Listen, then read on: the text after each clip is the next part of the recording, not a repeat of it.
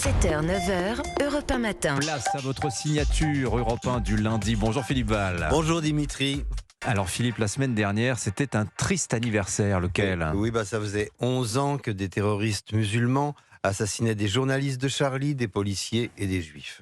Jamais il ne faut oublier que c'est au nom d'une même détestation que les terroristes condamnaient à mort des esprits libres, les gardiens de l'ordre républicain et les juifs. Et sinistre hasard, c'est aussi la semaine dernière qu'a été retiré de la vente un livre musulman préconisant l'assassinat et la lapidation des homosexuels, des juifs, des apostats et des incroyants, bref, la routine.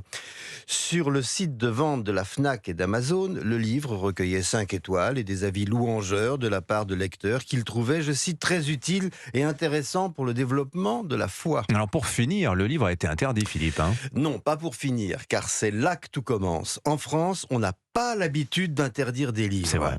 Les livres les plus scandaleux remplissent nos bibliothèques et aujourd'hui, il ne viendrait à personne l'idée de les interdire. Les romans de Céline ou les écrits du Marquis de Sade sont en vente libre. Viendrait-il à l'idée de retirer de la prestigieuse collection de la bibliothèque de la Pléiade les œuvres de l'historien musulman du XIVe siècle, Ibn Khaldoun, antisémite pour lequel les Juifs sont, je cite, renommés en tout temps et en tout lieu pour leur méchanceté et leur ruse?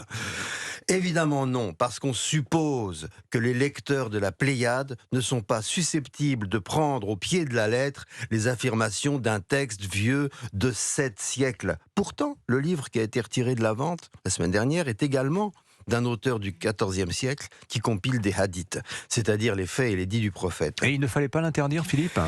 C'est une question épineuse, mais je voudrais mettre en regard le fait que la Bible est en vente libre et pourtant elle contient elle aussi des prescriptions pénales d'une barbarie équivalente. Et vous vous demandez, Philippe, pourquoi il y a une telle différence de traitement ?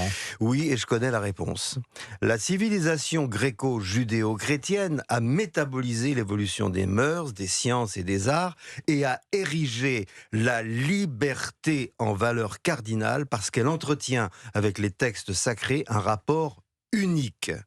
Dans le judaïsme et le christianisme, le commentaire prime sur le texte original et il a force de loi. La Bible et les évangiles ont fait l'objet d'innombrables interprétations qui les ont amendés. Ça fait longtemps que malgré les recommandations de la Bible, on ne lapide plus les homosexuels et Georges Brassens n'a fait l'objet d'aucune condamnation à mort quand il chantait « Ne jetez pas la pierre à la femme adultère, je suis derrière ».